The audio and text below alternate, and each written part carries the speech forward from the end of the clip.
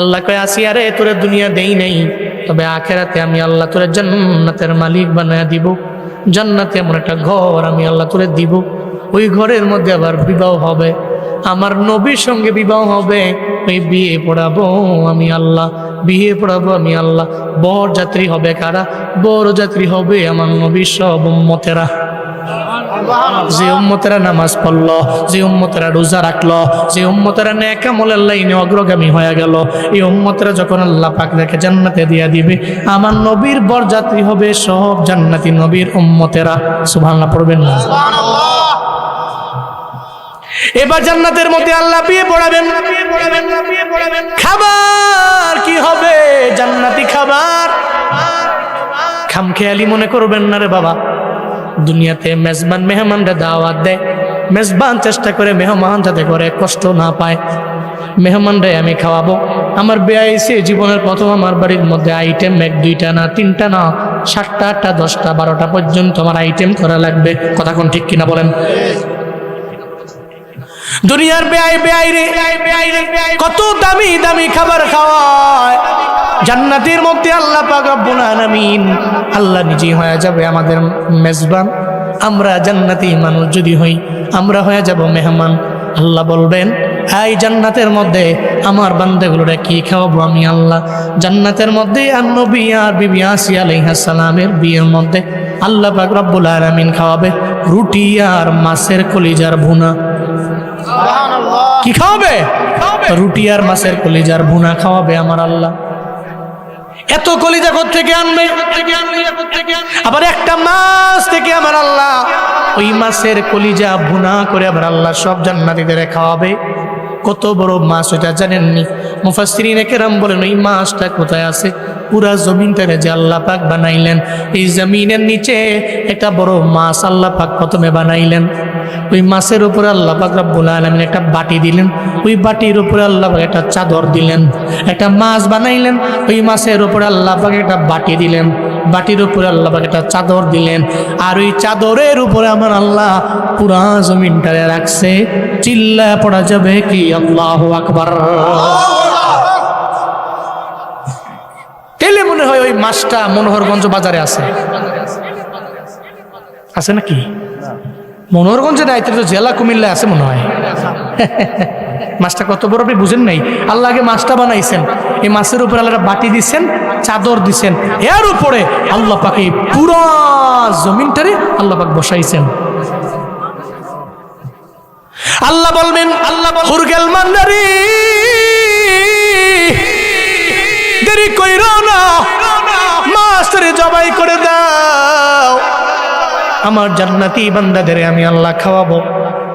জান্নাতি মানুষগুলোরে খাওয়ানোর জন্য আল্লাহ পাক বলবে, হুরগেল মানেরা এই মাছটারে জবাই করে ভেতর থেকে কলিজাগুলো বের করে ভুনা করো, আমার বান্দাদের আমি আল্লাহ মেহমানদারি করব। কলিজার বোনা দিয়া মেহমানদারি হবে। এরপরে পালা হলো রুটির পালা। কিসের রুটি? কি দিয়া বানাবেন আল্লাহ? জমিনের যত মাটি আছে সব মাটি দিয়ে আল্লাহ পাক রুটি বানাবেন। কি দিয়ে? কি দিয়ে? মাটি দিয়ে আল্লাহ রুটি বানাবেন। অনেকে মনে মনে কয় জান্নাতে কষ্ট করে লেগে যাও, হেন গেলে এই মাটি রুটি খাইতা। আমি তো দুনিয়া তুই বলা ময়দা রুটি খাই, আটা রুটি খাই, জান্নাতে গিয়ে আল্লাহ বুঝি মাটি রুটি খাইব? মুফাসসিরিন কেরাম বলেন, ওই আল্লাহ তো চাইলে ময়দা দিয়া রুটি বানাইতে পারে না? পারতো তো, কিন্তু আল্লাহ মাটির রুটি খাওয়াবে কেন?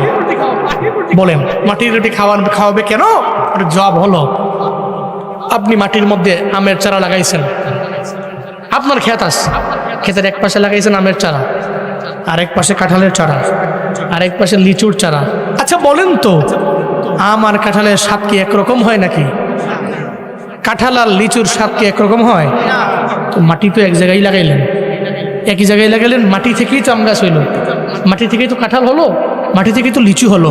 এর মানে এই মাটির বুঝি এত স্বাদ। সুবহানাল্লাহ পড়বেন না? এই মাটি থেকেই তো আমের স্বাদ, এই মাটি থেকেই তো কাঁঠালের স্বাদ, এই মাটি থেকেই তো লিচুর স্বাদ, এই মাটি থেকেই তো আপেলের স্বাদ, এই মাটি থেকেই তো কমলার স্বাদ, এই মাটি থেকেই তো মালটার স্বাদ, এই মাটি থেকেই তো আমরুজের স্বাদ। দুনিয়ার যত ফল আছে সব তো এই মাটি থেকেই স্বাদ। আল্লাহ বলবে, এই মাটি দিয়া রুটি বানাও। তো জান্নাতীদেরকে যখন মাটি দিয়া রুটি বানায় যখন এদের সামনে পরিবেশন করা হবে, রুটির এক সাইড দিয়ে কামড় দেয়, দেখে আমের গ্রাম। কিসের গ্রাম? আরেকটা কামড় দিছে, দেখে কাঁঠালের ঘ্রাণ। আরেকটা কামড় দিছে, দেখে আমরুজের ঘ্রাণ। আরেকটা কামড় দিছে, দেখে যে আপেলের ঘ্রাণ। আরেকটা কামড় দিছে, দেখে মালটার ঘ্রাণ। আল্লাহু আকবার।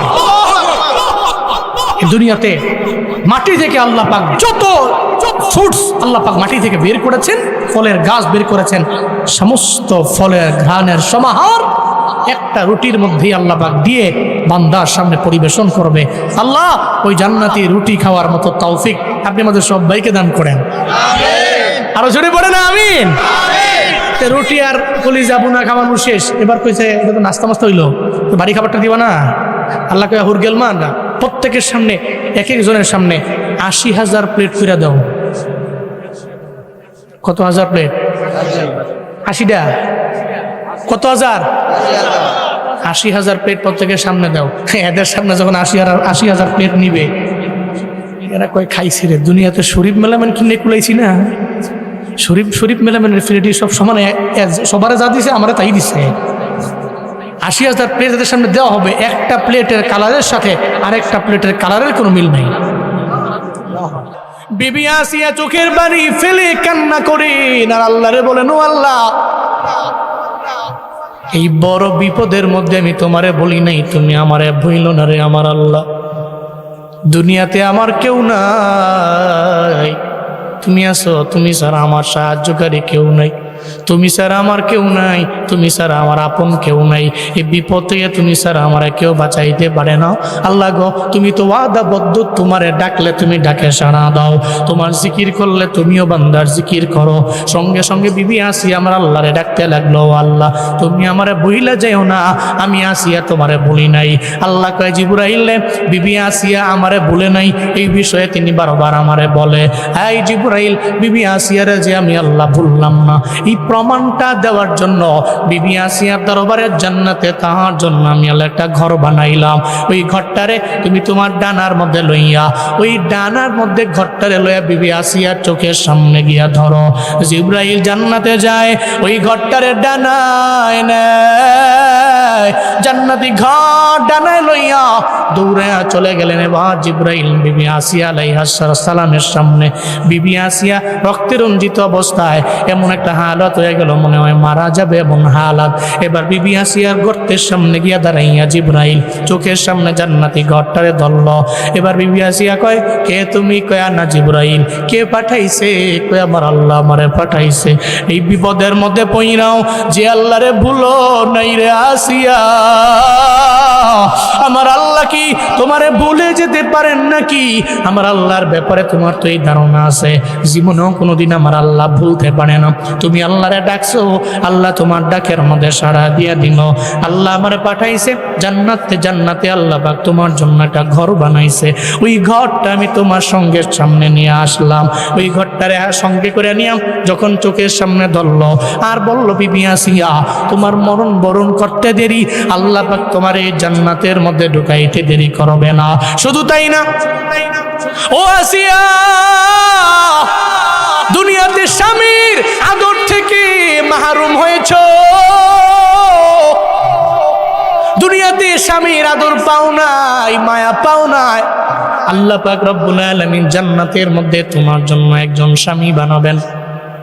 তবে স্বামী অন্য কোন নবী না, সব নবীদের নবী, সব নবীদের লিডার, সব রসুলদের রসুল। আল্লাহ পাক যারা না বানাইলে আসমান বানাইতো না, আল্লাহ যারা না বানাইলে জমিন বানাইতো না, আল্লাহ যারা না বানাইলে কুরসি বানাইতো না, আল্লাহ যারা না বানাইলে দুনিয়া বানাইতো না, আল্লাহ যারা না বানাইলে কাউরে বানাইতো না।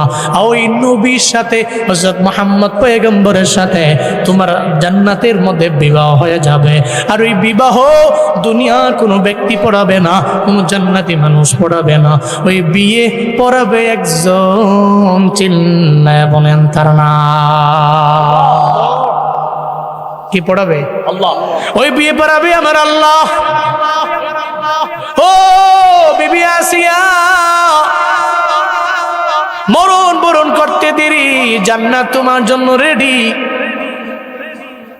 এই জন্যই তো আল্লাহ ওয়াদা করলেন, তুই আমার জিকির করলে আমি আল্লাহ তোর জিকির করব। বিবি আসিয়া আলাইহিস সালাতু ওয়াস সালাম এবার জান্নাত দেখা সঙ্গে সঙ্গে মুস্কি মুস্কি হাসে।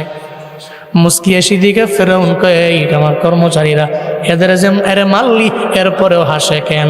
মূলত জালেমরা জানে না, যারা মরণের স্বাদ পায় মরণটারে এদের জন্য মুমিন তো মনে করে মরণটা আমার জন্য একটা হাদিয়া, আল্লাহর পক্ষ থেকে তোহফা, এটা আল্লাহর পক্ষ থেকে আমার জন্য গিফট। আল্লাহর সাথে মুলাকাতের জন্য আমার মরণ হলো প্রতিবন্ধকতা। মরণ বরণ করতে দেরি হয়ে যাবে, আল্লাহর সাথে মুলাকাত হতে দেরি নাই। ইন্তেকালের আগে আমার মায়ার নবী শায়িত অবস্থায় রইলেন। নবী আমার অসুস্থ হয়ে পড়লেন। আম্মাজান আয়েশারে বললেন, ও আয়েশা একটু মেসওয়াকটা আমার দাও, আমি মেসওয়াক করব। যখন মেসওয়াকটা আমার নবীর হাতের মধ্যে দিল, নবী মেসওয়াক করলেন। মেসওয়াক করার পরে আমার নবী বললেন, আয়েশা রে, আমার সাহাবী আবু বকর রে একটু ডাকো না। যেই সাহাবী আমার আবু বকর আমার পুরা জিন্দেগীর মধ্যে ছিল আমার একজন সাথী, আমার দুঃখের দিনের সাথী আমার আবু বকর, আমার আবু বকর রে আমার দরবারে ডাকো। হযরত আবু বকর রাদিয়াল্লাহু আনহু আমার নবীর সামনে আসলেন, আয়েশা নবীর কপাল মোবারকের মধ্যে চুমু দিলেন। তাকায়া দেখে রে আমার নবী শুয়া থেকে আর বসতে পারে না, দাঁড়াইতেও পারে না। হযরত আবু বকরের চোখের টোকায় পানি আর বলে, পয়গম্বর আপনি আমারে ডাকছেন, আপনি বসতেও পারেন না, দাঁড়াইতেও পারেন না, নবী আপনার স্বাস্থ্যের কি হালাত আমারে বলেন। নবী কয়, আবু বকর রে, মনে হয় দুনিয়ার মধ্যে আমি বাঁচবো না, আমার বিদায় নিয়ে চলে যাওয়া লাগবে। ইন্তেকালের সময় আবু বকর এই কথা বলার পরে আবু বকর চোখ দিয়ে গড়ায় গড়ায় পানি পড়ে। নবী গো, আমি জীবনেও কোনোদিন এই দুনিয়ার মধ্যে আমি আপনারে ছাড়া থাকতে পারবো না। আমি তো আপনার ওই সাথী, মক্কা থেকে আপনি যেদিন মদিনায় আসলেন আমি আপনার সাথী। মেরাজ থেকে যখন আপনি দুনিয়ার জমিনের মধ্যে আসলেন, মেরাজের সব বর্ণনা যখন আপনি আমার সামনে বললেন, আমি সঙ্গে সঙ্গে বললাম, আমার নবী জীবনেও কোনোদিন মিথ্যা বলতে পারে না, যা বলে সত্যই বলে। নবী গো, আমি সেই আবু বকর, আপনি বিদায় দিয়ে চইলা গেলে আমি কারে আমার নবী বলে ডাকবো? আমার মায়ার নবী চোখের পানি ফালাইয়া কান্না করে আর বলে, আবু বকর কান্না করিও না, দুনিয়াতে আমি নবী কেমনে থাকবো? আমার বাবাই তো থাকতে পারে নাই, আমার বাবা ইব্রাহিম থাকতে পারেন নাই, আমার বাবা আদম থাকতে পারেন নাই, সবাই বিদায় নিয়ে চইলা গেল, থাকতে পারবো না দুনিয়ায়, তুমিও বিদায় নিয়ে চলে যাবা। তবে মনে রেখো, মুমিন মরণের আগে জানতে পারবে, বুঝতে পারবে কবে তার মরণ হবে। মরণের আগে একটা ঠিকানা বান্দা পেয়ে যাবে। এই জন্য দেখবেন মুমিন যেই মানুষগুলো এরা মরণের আগে 40 দিন আগে থেকেই দেখবেন সবার দ্বারে দ্বারে ঘুরা ঘুরা মাফ চায়, দাঁড়ে দাঁড়ে যায়, সবার দুয়ারে দুয়ারে গিয়া বলে, বন্ধুরে দুনিয়াতে কত কথা বলছি, কত হাসি তামাশা করলাম, আমারে মাফ করে দিস, মনে হয় দুনিয়ার মধ্যে আমি বাঁচবো না, বিদায় নিয়ে আমার চলে যাওয়া লাগবে, আমার বিদায়ের বেলা চলে আসছে, আমার বিদায় দাও, থাকবো না দুনিয়ায়। এটা বইলা দেখবেন মুমিন বান্দাটা বিদায় নেয়। নবীজি বলছে, মুমিনের অন্তরের মধ্যে আল্লাহ পাক জানায়া দেয়, এই বান্দা বাঁচবি না, সবার থেকে বিদায় নিয়ে যা, বাঁচবি না দুনিয়ার মধ্যে, থাকতে পারবি না দুনিয়ার মধ্যে। শুধু তাই না, মুমিন বান্দা তো মরণের কেন ডরায় না, মরণের কেন ভয় পায় না, মরণের ব্যাপারে কেন কোনো চিন্তা করে না। মুমিনের মরণটা তো এমন হয়, বেদিনের মরণের মতো না। বেদিনের রূহ যেমন কবজ করা হয়, যেমনে করা হয়, ওইভাবে মুমিনের রূহ কবজ করা হয় না। কেমনে করা হয়? মুমিনের মরণের আগে আল্লাহ বলেন, ও আজরাইল রে, জান্নাতের মধ্যে আমি আল্লাহ একটা সাদা রুমাল রাখলাম, একটা সুবড় সাদা রুমাল আছে, ওই রুমালের মধ্যে জান্নাতি একটা ঘ্রাণ আছে, ওই জান্নাতি ঘ্রাণ রাইয়ান নামক ওই সুগন্ধিটা সাদা রুমালের মধ্যে একটু লাগাও। একটা সাদা রুমালের মধ্যে লাগাও, সুন্দর করে ওই সুগন্ধি লাগাইয়া আমার বান্দার নাকের বরাবর গিয়া ধরবা। আমার বান্দাটা সুগন্ধির ঘ্রাণ নিয়ে নিবে, এরপরে তার রূহটাকে কবজ করে নিয়ে আসবা। ব্যথা যেন না পায়, আমার বান্দা যাতে কষ্ট না পায়। শুধু তাই না, আমার বান্দা যাতে কষ্ট না হয়, ব্যথা না পায়, আমার বান্দা যাতে টেরও না পায়, তার রূহটাকে তুমি বের করে নিয়ে আসতো। একটা বাচ্চা তার মায়ের কোলের মধ্যে যেমনি বৈশা দুগ্ধ পান করে, কোনো চিন্তা নাই, মুমিনের রূহটাকে ভেতর থেকে এমনিতেই বের করা হবে, বুঝতেও পারবে না কোন সময় বের করে নেওয়া হয়েছে। চিল্লায় পড়া যাবে কি মারহাবা।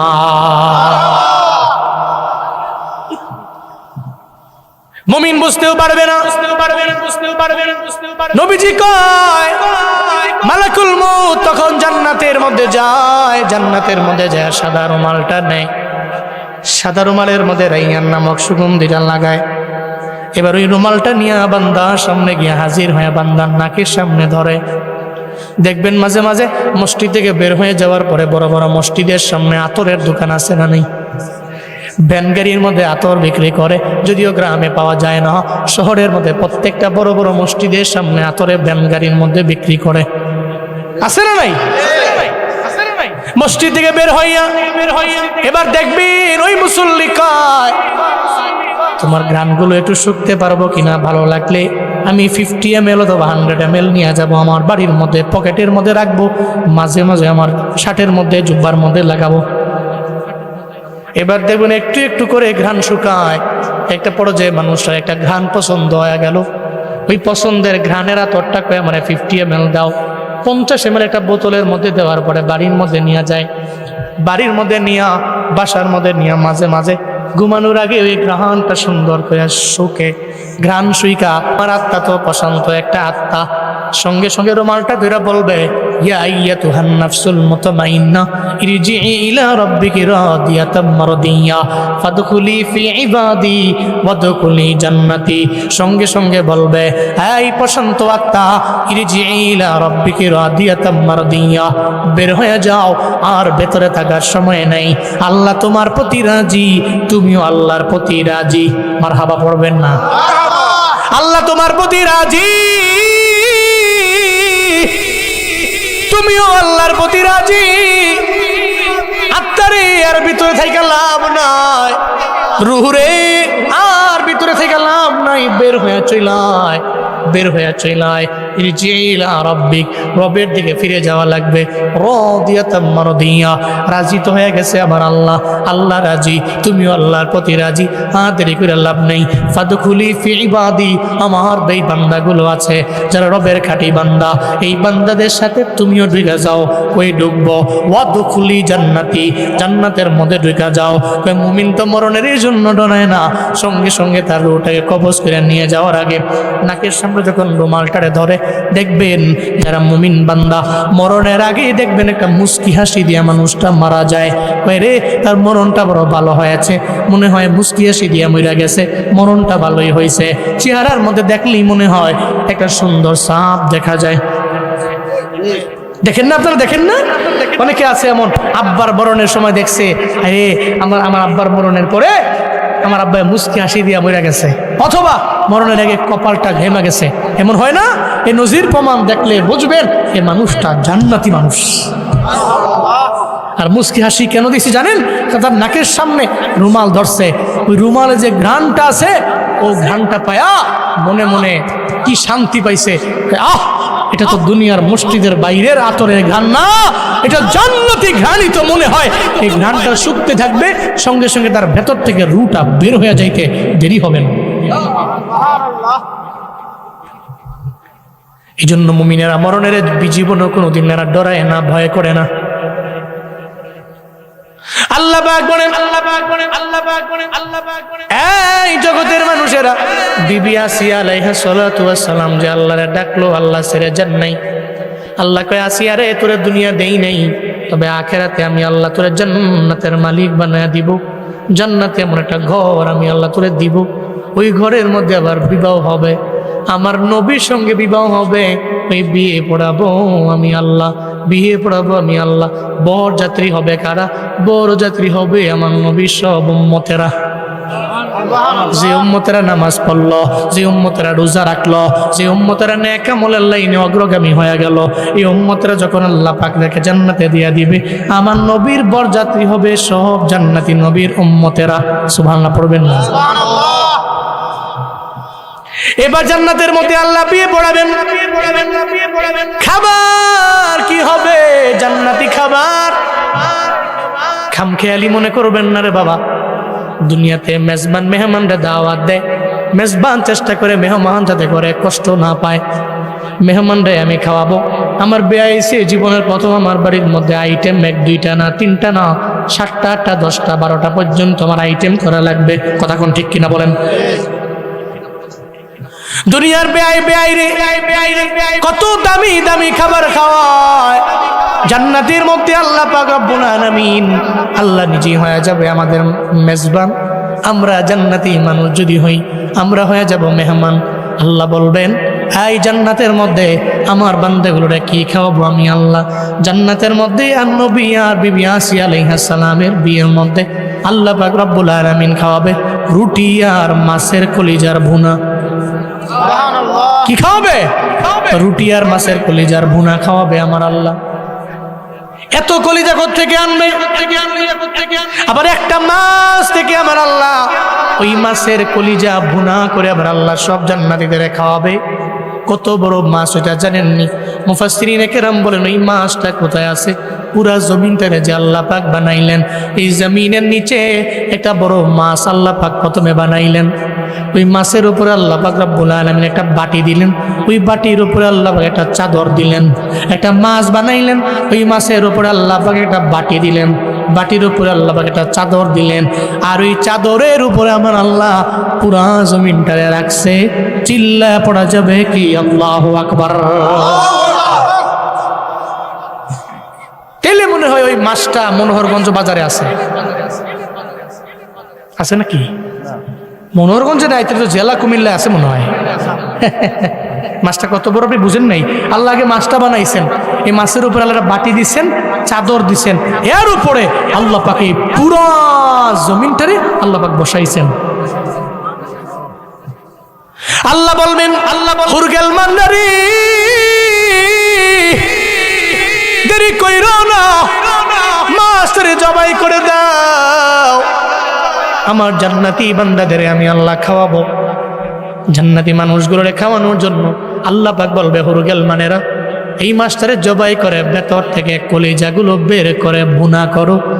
আমার বান্দাদের আমি আল্লাহ মেহমানদারি করব। কলিজার বোনা দিয়া মেহমানদারি হবে। এরপরে পালা হলো রুটির পালা। কিসের রুটি? কি দিয়া বানাবেন আল্লাহ? জমিনের যত মাটি আছে সব মাটি দিয়ে আল্লাহ পাক রুটি বানাবেন। কি দিয়ে? কি দিয়ে? মাটি দিয়ে আল্লাহ রুটি বানাবেন। অনেকে মনে মনে কয় জান্নাতে কষ্ট করে লেগে যাও, হেন গেলে এই মাটি রুটি খাইতা। আমি তো দুনিয়া তুই বলা ময়দা রুটি খাই, আটা রুটি খাই, জান্নাতে গিয়ে আল্লাহ বুঝি মাটি রুটি খাইব? মুফাসসিরিনে কেরাম বলেন, ওই আল্লাহ তো চাইলে ময়দা দিয়া রুটি বানাইতে পারে না? পারতো তো, কিন্তু আল্লাহ মাটির রুটি খাওয়াবে কেন? বলেন মাটির রুটি খাওয়াবে কেন? জবাব হলো, আপনি মাটির মধ্যে আমের চারা লাগাইছেন, আপনার ক্ষেত আছে, ক্ষেতের এক পাশে লাগাইছেন আমের চারা, আরেক পাশে কাঁঠালের চারা, আরেক পাশে লিচুর চারা। আচ্ছা বলেন তো আম আর কাঁঠালের স্বাদ কি একরকম হয় নাকি? কাঁঠাল আর লিচুর স্বাদ কি একরকম হয়? তো মাটি তো এক জায়গায় লাগাইলেন, একই জায়গায় লাগাইলেন, মাটি থেকেই তো আম গাছ হইল, মাটি থেকেই তো কাঁঠাল হলো, মাটি থেকেই তো লিচু হলো। এর মানে এই মাটির বুঝি এত স্বাদ। সুবহানাল্লাহ পড়বেন না? এই মাটি থেকেই তো আমের স্বাদ, এই মাটি থেকেই তো কাঁঠালের স্বাদ, এই মাটি থেকেই তো লিচুর স্বাদ, এই মাটি থেকেই তো আপেলের স্বাদ, এই মাটি থেকেই তো কমলার স্বাদ, এই মাটি থেকেই তো মালটার স্বাদ, এই মাটি থেকেই তো আমরুজের স্বাদ। দুনিয়ার যত ফল আছে সব তো এই মাটি থেকেই স্বাদ। আল্লাহ বলবে, এই মাটি দিয়া রুটি বানাও। তো জান্নাতীদেরকে যখন মাটি দিয়া রুটি বানায় যখন এদের সামনে পরিবেশন করা হবে, রুটির এক সাইড দিয়ে কামড় দেয়, দেখে আমের গ্রাম। কিসের গ্রাম? আরেকটা কামড় দিছে, দেখে কাঁঠালের গ্রাম। আরেকটা কামড় দিছে, দেখে আমরুজের ঘ্রাণ। আরেকটা কামড় দিছে, দেখে যে আপেলের ঘ্রাণ। আরেকটা কামড় দিছে, দেখে মালটার ঘ্রাণ। আল্লাহু আকবার। দুনিয়াতে মাটি থেকে আল্লাহ পাক যত ফ্রুটস আল্লাহ পাক মাটি থেকে বের করেছেন, ফলের গাছ বের করেছেন, সমস্ত ফলের ঘ্রাণের সমাহার একটা রুটির মধ্যেই আল্লাহ পাক দিয়ে বান্দার সামনে পরিবেশন করবে। আল্লাহ ওই জান্নাতি রুটি খাওয়ার মতো তৌফিক আপনি আমাদের সবাইকে দান করেন। আরো জোরে পড়ে না আমিন। রুটি আর কলিজা বুনা খাওয়ানো শেষ, এবার কইছে এটা তো নাস্তা মাস্তা হইলো, তো বাড়ি খাবারটা দিবা না? আল্লাহ কয়া হুরগেল মান না, প্রত্যেকের সামনে এক একজনের সামনে ৮০,০০০ প্লেট করে দাও। কত হাজার প্লেট? ৮০টা। কত হাজার? ৮০,০০০ প্লেট প্রত্যেকের সামনে দাও। এদের সামনে যখন ৮০,০০০ প্লেট নিবে, এরা কয় খাইছি রে, দুনিয়াতে শরীফ মেলামেন কিনে কুলাইছি না। শরীফ মেলামেনের ফিরিটি সব সমানে, সবারে যা দিছে আমারে তাই দিছে। ৮০,০০০ প্লেট এদের সামনে দেওয়া হবে, একটা প্লেটের কালারের সাথে আরেকটা প্লেটের কালারের কোনো মিল নেই। একটা প্লেটের খাবারের সাথে আরেকটা প্লেটের খাবারের কোনো মিল নেই। জান্নাতি মানুষগুলো পাবে, হুরগেল মানদেরকে বলবে, আরে কি করছো, আমি তো এত খাওয়াই না, এত প্লেট খামো কেমনে আমি? আর নাইলে আমি মিয়া মিট গিয়ে খাইয়া লাইছি ৩-৪টা খিচুড়ি সমানে, এটা দুনিয়া খাইয়া লাইছি, খেপসা টেপসা খাইছি সমানে আমি। তো কদ্দুরা খাইছি দেখে না, ৩টা খাইছি 5টা খাইছি, যত খাওয়াই নাই আছে, যত খাওয়াই না বেড়াই হোক। এরা যদি খা তোর ১-১ দিলাম, ২-৩ প্লেট 5 প্লেট খাইয়া রাইলে শেষ আছে না? শেষ তো আছে। 3 প্লেট খাবে, 4 প্লেট খাবে, এরপর মাপ চাই, কব খা না, এটার নাম খা না, আর না নিজগা। জান্নাতের লোকেরা বলবে, আমি তো খাওয়াই না, ৮০,০০০ প্লেট দিতে সামনে আমি শেষ করতে পারবো? শুরু করো না। তো মাঝে মাঝে কিছু লোক আছে দেখবেন টেস্ট করতে যাইয়ে পুরো 1 বল শেষ, এরকম আছে না? দেও একটু চাই, নুন চাইতে গিয়ে এবার মোটামুটি 1 বল খানা সাবার করে লাইছে। টেস্ট করো। হুরগেল মান্ডা বলার পরে জান্নাতি ব্যক্তিরা টেস্ট করতে গিয়ে এই 10,000 প্লেট নাই, সুবহানাল্লাহ পড়ে না। দূর এখনো টেস্টই করতে পারলাম না, এটা কেমন হইলো বুঝতেই পারতেছি না। তো এরকম খাইতে ৮০,০০০ প্লেট খাইয়া কবে যে আরো কিছু আছে নাকি? এটা জান্নাতি খাবার, সুবহানাল্লাহ পড়বেন না।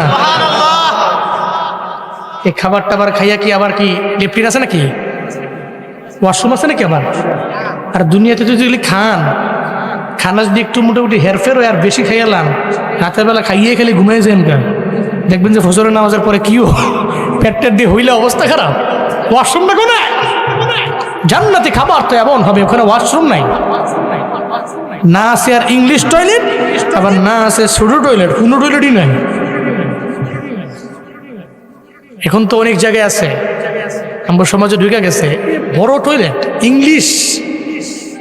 আমার জীবনে আমি কোনো সময় কোনো দিন বিপদে পরিণত করতে হয়, কিছু করার তো নাই। আপনি এই যে এয়ারপোর্ট যতগুলো আছে সবগুলো তো সেম। আপনি মালয়েশিয়ায় যাবেন, মালদ্বীপে যাবেন, শ্রীলঙ্কায় যাবেন, আপনি যেখানেই যাবেন, নেপাল যাবেন, ওই এয়ারপোর্টে তো আপনার করতেই হবে। এরপর প্রত্যেকটা হোটেলগুলোতে এগুলাই বড় ইংলিশ টয়লেট।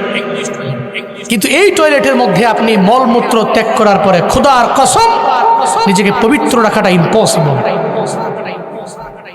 এই জন্য বহু চেষ্টা করি অ্যাভয়েড করে চলার, কিন্তু পারি না তো, কারণ মাঝে মাঝে এমন সিচুয়েশনে পড়তে হয়, ওইটা ছাড়া কোনো উপায় নাই। এদিকে পেট কয়ে যা, তাড়াতাড়ি যা। জান্নাতি মানুষগুলো ৮০,০০০ প্লেট খাইয়া একটা ঢেক মারবে, ঢেকুর তুলবে। ঢেকুরটা এমন ঢেকুর হবে না যেটা দুনিয়াবি ঢেকুর। আমাকে দুনিয়াবি ঢেকুর তো এমন ঢেকুর, দেখবেন একজনে মূলা দিয়ে বাট্টাত খাইয়া আমার সামনে ঢেকুর মারছে, ডানে বামে লোকেরা কবে যে তুমি কি খেয়েছো, তুই যাওগা, ঠিক কিনা? এটা দুনিয়াবি ঢেকুর না। নবীজি বলেন জান্নাতে মানুষগুলো জান্নাতি খাবার খায় যে ঢেকুর তুলবে, ওই ঢেকুর মেশকে আম্বারের ঘ্রাণের চাইতেও আরো মিষ্টি ঘ্রাণ হবে। মালিক তুমি জান্নাতে, তোমার পাশে একটি ঘর বানিয়ে দিও, একটি ঘর বানিয়ে দিও, একটি ঘর বানিয়ে দিও। জোরে পড়ে না আমিন। আল্লাহ ওই জান্নাতে ৮০,০০০ প্লেটের খাবার, জান্নাতি বিবাহ, আল্লাহ জান্নাতি নাজ নেয়ামত, জান্নাতে আপনার সাক্ষাৎ, আপনার মুলাকাত, এই সমস্ত কিছু আমাদের নসিবে রাখেন। পড়ে না আমিন। লাকাল হামদু কামা ইয়ানবাগি লিজালালি ওয়াজহিকা ওয়া আযীমি সুলতানিক। লাকাল হামদু বিল ঈমান, লাকাল হামদু বিল ইসলাম, লাকাল হামদু বিল কোরআন। আমরা আমাদের ঈমান দ্বারা, ইসলাম দ্বারা, কোরআন দ্বারা প্রশংসা করলাম কার? আল্লাহ। এটা কি মৃত্যু পর্যন্ত চলবে না মাঝে মাঝে কমে যাবে? আমাদের তো মাঝে মাঝে কমে যায়। দেখেন, মিলায়া দেখেন, অসুস্থ হলে আমরা আল্লাহকে ডাকি বেশি, সুস্থ হয়ে গেলেই বলি যে হু ইজ গড। দেখবেন জ্বর হলে, ঠান্ডা হলে, কাশি হলে ২৪ ঘন্টার মধ্যে আল্লাহ ছাড়া কোনো কথা নাই। আল্লাহ তুমি ছাড়া আমার কেউ নাই, তুমি আমার সব।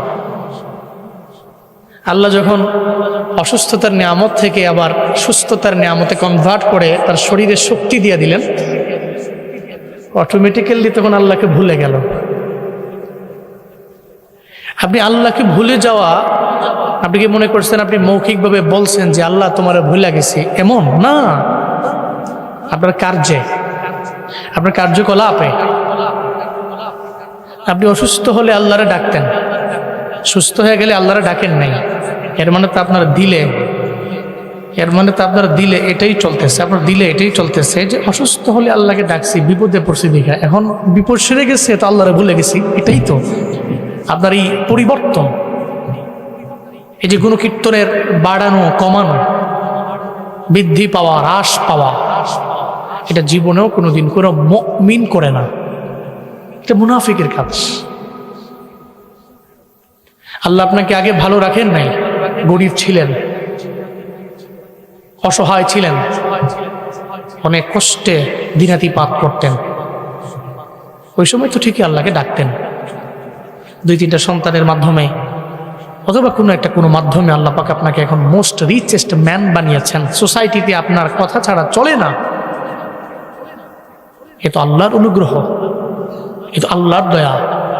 আপনি তো আরো বিনয় নিয়ে সিজদাবনত হওয়ার কথা রবের কুদরতি পায়। এটা মুমিন করে, এটা সাহাবায়ে কেরাম করতেন। ধনী খালি আমরাই, সাহাবায়ে কেরাম ধনী ছিলেন না? আব্দুর রহমান ইবনে আউফ রাদিয়াল্লাহু আনহু মক্কা থেকে মদিনায় গিয়েছেন, ওনার হাতে কিছু ছিল না, কোনো অ্যামাউন্ট নাই।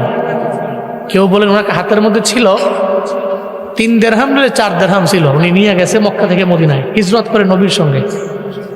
অথচ মক্কাতে উনি অনেক ধনী ব্যক্তি ছিলেন, কিন্তু মদিনায় যাওয়ার পরে উনি মাত্র 3-4 দিরহাম ওনার হাতে আছে। তো নবীজি তো মসজিদে কৌবার মধ্যে বসে ওই জায়গায় সবাই মিলায়া দিয়েছিলেন। মুহাজিরিন এবং আনসার সাহাবায়ে কেরামদের সাথে ভাই ভাই করে মিল মহাব্বতের একটা ব্যবস্থা নবীজি করেছিলেন।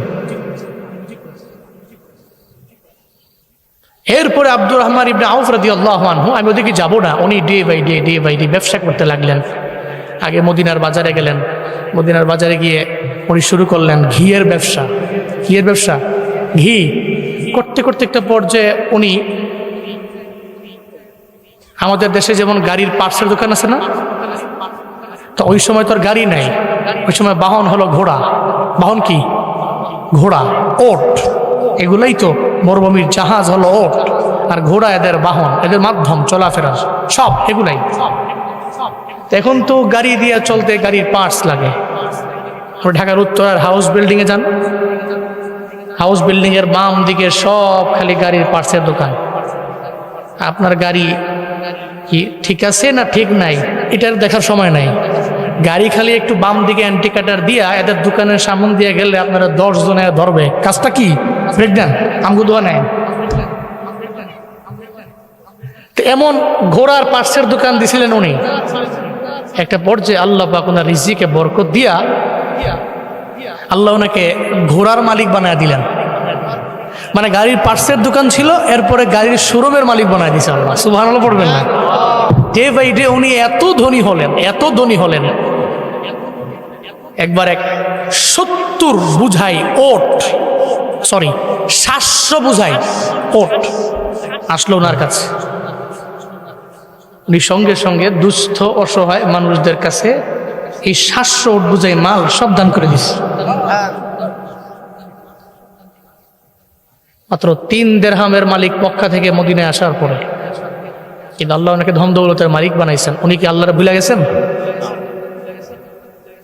এই জন্য আল্লাহ আমাকে যা দিয়েছেন, যা দেন, আমি আল্লাহকে ভুলতে পারি না।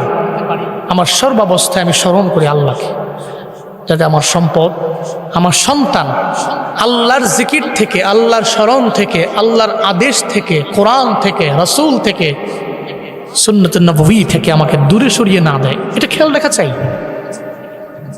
এটা খেয়াল রাখবেন। আল্লাহ তৌফিক দান করেন। আল্লাহ বক্তা শ্রোতা উভয়কে মৃত্যু পর্যন্ত রবের গুণকীর্তনকারী বান্দা হিসাবে কবুল করেন। সকলে পড়েন আমিন। আমি খুতবায় সূরাতুল বাকারা এর 102 এবং 103 নম্বর আয়াতে কারিমা পড়েছি। কোন সূরা? সূরাতুল বাকারা, গাভীর সূরা, পবিত্র কোরআনের সবচেয়ে বড় সূরা। নাম কি? বাকারা। 2 নম্বর সূরা। প্রথম সূরার নাম কি? প্রথম সূরার নাম সূরাতুল ফাতিহা। এরপরে দ্বিতীয় সূরার নাম সূরাতুল বাকারা।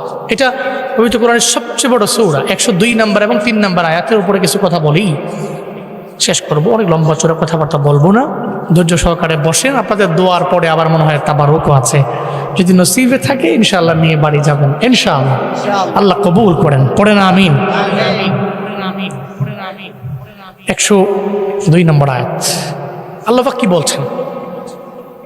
ফাযকুরুনি আযকুরুকুম ওয়াশকুরুনি ওয়ালা তাকফুরুন। আল্লাহ বলেন, যখন বান্দা আমারে স্মরণ করে আমি আল্লাহ তখন বান্দারে স্মরণ করি। যখন বান্দা আমার জিকির করে আমারে ডাক দেয় আমি আল্লাহ বান্দারে ডাকি। ও যখন আমার একবার ডাক দেয় আমি 12 বার বান্দারে ডাকি। কি বলবি বান্দা তুই আমায় বল না। যেই বান্দা আমার স্মরণ করে নেয়, স্মরণ করি বান্দা তুই কি জন্য আমার স্মরণ করলা, 12 বার আমি আল্লাহরে বলার দরকার নাই। তুই যদি আমার জিকির করে নেও আমি আল্লাহ জিকির তোর করি। চিল্লা বলেন ঘোষণা কা। আল্লাহ পাক বলেন, বান্দা যখন আমার জিকির করে নেয় আমি তার জিকির করি। সাবধান, জীবনে কোনোদিন বান্দা তুমি অস্বীকারী হয়েও না, নিজের কাফের বানায়ও না। আল্লাহ কয়ে যা নিয়ামত দিলাম এই নিয়ামত পেয়ে রবের গুণকীর্তন করো, গুণগান গাও। রবের গুণগান যদি গাও আমি আল্লাহ যা নিয়ামত দিলাম বান্দা তোমার বাড়ায় দিব। যদি অস্বীকার করে নাও তাহলে ফায়দা তো না, বরং তোমার জন্য বড় লস হয়ে যাবে। এটা লস প্রজেক্ট। লাইন শাকারতুম লাযিদান্নাকুম ওয়া লাইন কাফারতুম ইন্না আযাবি লাশাদীদ। আল্লাহ পাক বলেন, যখন নিয়ামত পেয়ে বান্দা শুকর আদায় করে আমি আল্লাহ বাড়ায়া দেই। যখন বান্দা নিয়ামত পেয়ে কুফরি করে আমি আল্লাহ সিনে নেই, তারে আযাবের মধ্যে গ্রেফতার করি আমি আল্লাহ। মনোহরগঞ্জের মুসলমান যদি রাতের বেলা আল্লাহরে ডাক দে, আমার আল্লাহ আমারে ডাক দে। আমি আল্লাহরে স্মরণ করলে আমার আল্লাহ আমারে স্মরণ করবে। এটা আমার আল্লাহর ওয়াদা। আমি গভীর রাত রবকে ডেকে যদি বলি ও আল্লাহ আমার সম্পদ নাই, তুমি আমার সম্পদ দাও। আমার ছেলে নাই, তুমি আমার ছেলে দাও। আমার মেয়ে নাই, তুমি আমার মেয়ে দাও। আল্লাহ গো, আমার পুরা পরিবারের মধ্যে শান্তি নাই, তুমি শান্তি দাও। আমার রিজিকের মধ্যে বরকত নাই, তুমি বরকত দাও। মনে রাখবেন, আল্লাহর ওয়াদা বান্দা ডাকতে দেরি, আমি আল্লাহ বান্দার ডাকে সাড়া দিতে দেরি করি না।